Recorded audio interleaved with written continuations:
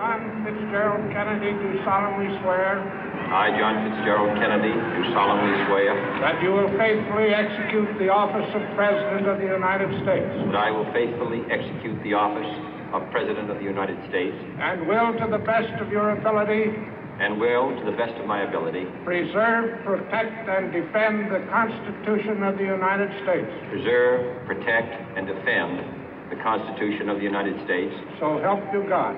So help me God.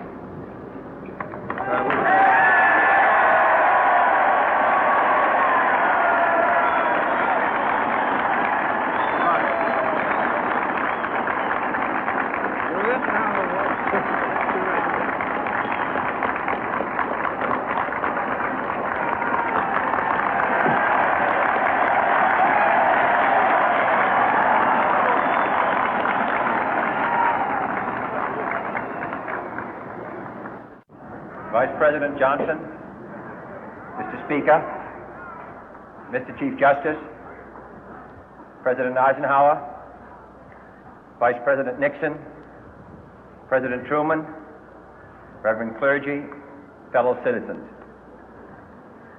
We observe today not a victory of party, but a celebration of freedom, symbolizing an end as well as a beginning, signifying renewal as well as change.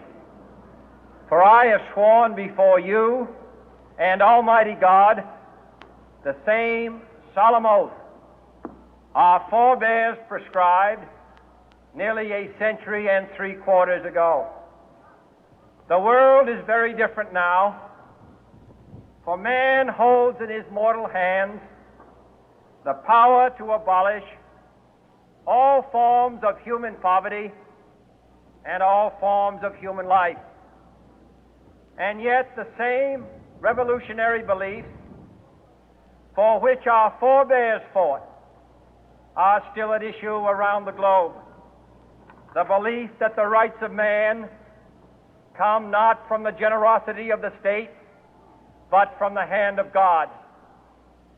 We dare not forget today that we are the heirs of that first revolution. Let the word go forth from this time and place to friend and foe alike that the torch has been passed to a new generation of Americans born in this century, tempered by war, disciplined by a hard and bitter peace, proud of our ancient heritage, and unwilling to witness or permit the slow undoing of those human rights to which this nation has always been committed and to which we are committed today at home and around the world.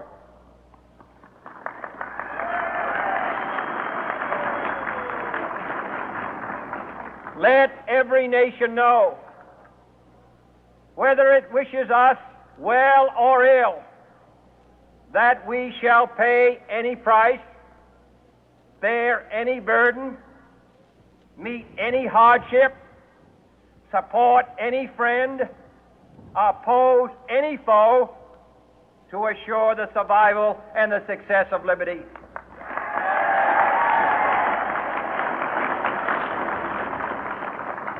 This much we pledge and more. To those old allies whose cultural and spiritual origins we share, we pledge the loyalty of faithful friends. United, there is little we cannot do in a host of cooperative ventures. Divided, there is little we can do, for we dare not meet a powerful challenge at odds and split asunder.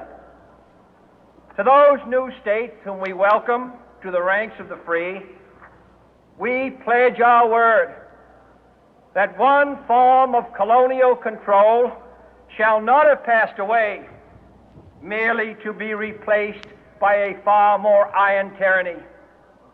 We shall not always expect to find them supporting our view, but we shall always hope to find them strongly supporting their own freedom, and to remember that in the past, those who foolishly sought power by riding the back of the tiger ended up inside.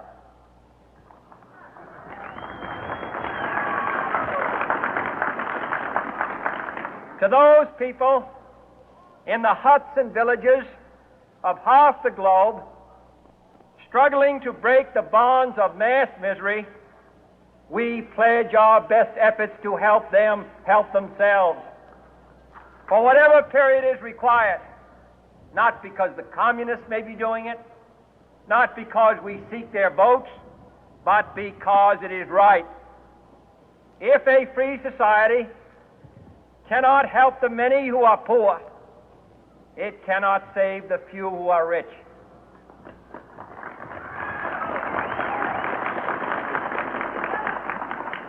To our sister republics south of our border, we offer a special pledge to convert our good words into good deeds, in a new alliance for progress, to assist free men and free governments in casting off the chains of poverty. But this peaceful revolution of hope cannot become the prey of hostile powers. Let all our neighbors know that we shall join with them to oppose aggression or subversion anywhere in the Americas. And let every other power know that this hemisphere intends to remain the master of its own house.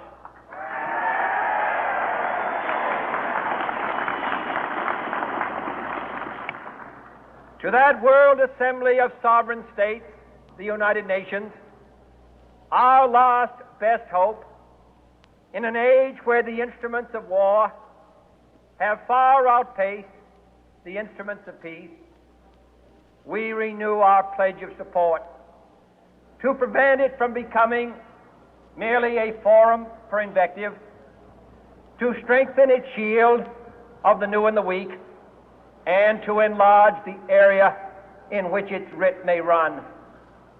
Finally, to those nations who would make themselves our adversary, we offer not a pledge, but a request that both sides begin anew the quest for peace.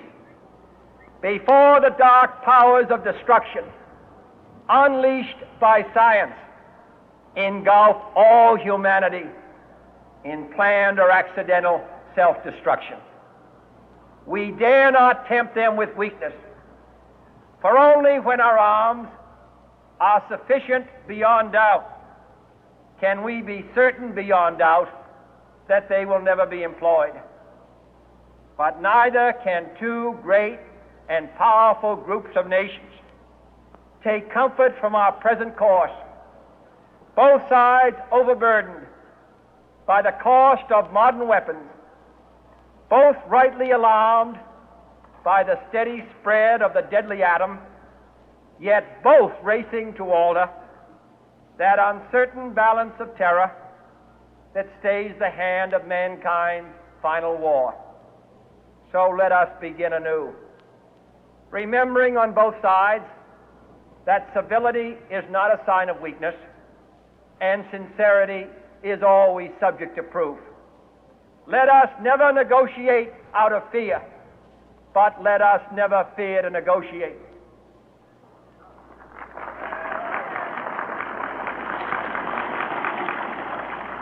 Let both sides explore what problems unite us, instead of belaboring those problems which divide us.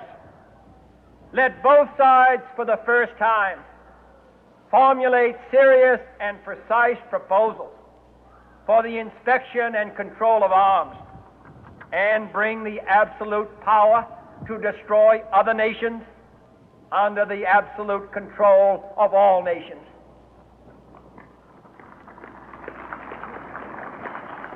Let both sides seek to invoke the wonders of science instead of its terrors. Together, let us explore the stars, conquer the deserts, eradicate disease, tap the ocean depth, and encourage the arts and commerce. Let both sides unite to heed in all corners of the earth the command of Isaiah to undo the heavy burden and let the oppressed go free. And if a beachhead of cooperation may push back the jungle of suspicion, let both sides join in creating a new endeavor, not a new balance of power, but a new world of law, where the strong are just and the weak secure and the peace preserved. All this will not be finished in the first 100 days, nor will it be finished in the first 1,000 days, nor in the life of this administration, nor even perhaps in our lifetime on this planet. But let us begin.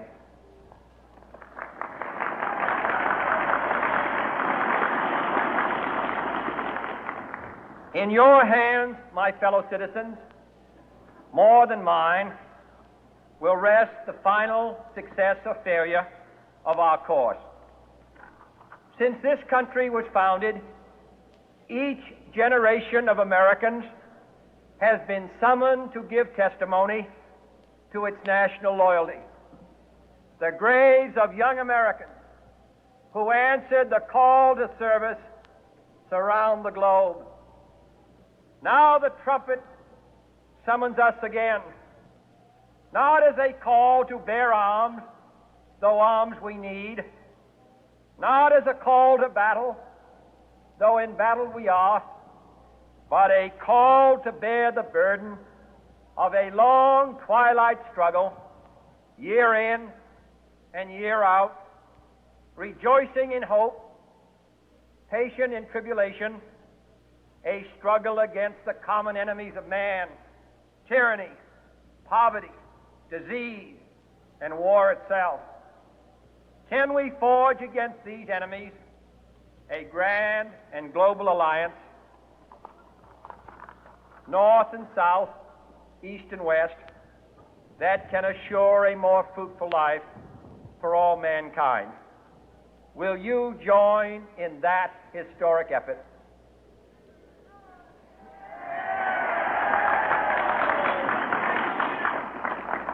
In the long history of the world, only a few generations have been granted the role of defending freedom in its hour of maximum danger.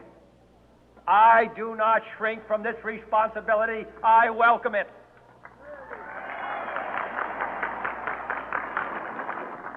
I do not believe that any of us would exchange places with any other people or any other generation. The energy, the faith, the devotion which we bring to this endeavor will light our country and all who serve it.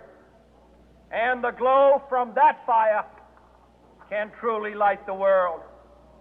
And so, my fellow Americans, ask not what your country can do for you, ask what you can do for your country.